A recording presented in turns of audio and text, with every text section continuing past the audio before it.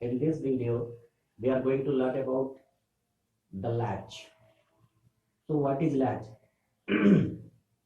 So, latch is a digital electronic circuit which or element which stores one bit of memory. Why it is called latch? इसको हम लोग समझेंगे, पहले इसको समझने की कोशिश करते हैं। यहाँ पे हमने एक सर्किट ड्रॉ किया है जहाँ पे हमने दो नैंड गेट लिए हैं और इन दोनों नैंड गेट को यूज करके हम ये देखने की कोशिश करेंगे कि यहाँ पे ये कोई डेटा स्टोर कर पा रहा है या नहीं।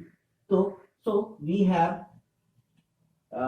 the first NAND gate which is called G1 and the second NAND gate which is called G2, and here the Q is output of this one and Q naught is the output of the gate G2, and ये Q जो है G1 जो Q है that is the input for G2 यानी I2 है और ये जो Q naught है वो I1 का इनपुट है। तो अब कुछ अजम्पशन करते हैं हम। लेट सपोज यहाँ पे कोई आउटपुट पे कुछ होगा, इन केस सर्टेन थिंग, यहाँ पे मान लो कि 1 है। अगर हमने एजम्पशन किया यहाँ पे 1 है तो ये 1 किसके लिए इनपुट हुआ? G2 के लिए। So for NAND get it is what 1 1 1 and not gate लगा हुआ है, दैट मींस यहाँ पे आपको क्या मिलेगा?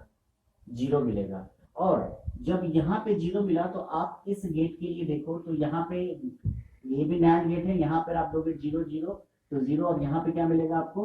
1। अगेन आप देखो फिर आप 1 दो तो यहाँ 0, अगेन यहाँ पे आप जाओ तो फिर यहाँ पे आपको 0 मिलेगा। तो ये जो सर्किट है वो कहता है कि अगर ये 1 स्टेट में था तो ये 1 स्टेट को ही मेंटेन करेगा, अगर ये 0 स्टेट में था तो ये 0 को ही मेंटेन करेगा। सो if this here we have 1 then it always maintain 1। if it have यहाँ पे हमारे पास अगर 0 था तो ये ऑलवेज क्या करेगा? 0 को मेंटेन करेगा। सो इस कंडीशन में हम कह सकते हैं कि यहाँ पे 1 लॉक हो चुका है और यहाँ पे 0 लॉक हो चुका है। सो कहते हैं कि लैच में इंफॉर्मेशन को लॉक कर दिया गया, दैट्स वाई इस सर्किट को हम लोग लैच के नाम से जानते हैं। अब इस सर्किट की कुछ जो कैरेक्टरिस्टिक्स है या कह सकते हैं कुछ इसकी विशेषताएं है वो ये है कि ये जो Q है और Q नॉट है ये ऑलवेज कॉम्प्लीमेंट्री होगा। ये हमेशा ध्यान देना है, ऑलवेज कॉम्प्लीमेंट्री, यानी अगर ये 1 होगा तो ये 0 होगा और अगर आप इसे 0 कहते हो तो ये ऑलवेज 1 होगा। दोनों कभी सेम कंडीशन नहीं आएगा, दैट मींस ये भी 0 हो और ये भी 0। ऐसा अगर हो रहा है तो दैट इज ये मशीन कभी ऐसा नहीं करेगा। जब भी होगा तो दोनों एक दूसरे का कॉम्प्लीमेंट्री होगा, यानी Q is always negate of Q not and और Q not is always negate of Q। So both these two is complementary to each other. अब यहाँ पे जो मैं दो स्टेट की बात कर रहा हूं, एक स्टेट है 1 और एक स्टेट है 0, तो यानी अगर Q is 1 that is means it is called set state, and if Q dot is 0 that means it is called reset state. So 1 and 0 defines the state of this particular circuit, either it is reset in set condition or in reset condition. So this is all about the latch circuit। और इसी latch circuit में कुछ slight modification करके हम लोग flip flop के design को देखेंगे। अब आपको ये चीजें जो आप दिख रही है, कहीं पे आपको ये मैं यहाँ NAND गेट को यूज कर रहा हूँ, कहीं आपको NOR गेट को भी यूज करके ऐसे सर्किट मिल सकते हैं। सो डजंट मैटर, केवल चीजें थोड़ी सी बदलेगी, बाकी आउटपुट और इनपुट पे कोई ज्यादा फर्क नहीं पड़ने वाला, वो सिमिलर ही रहेगा।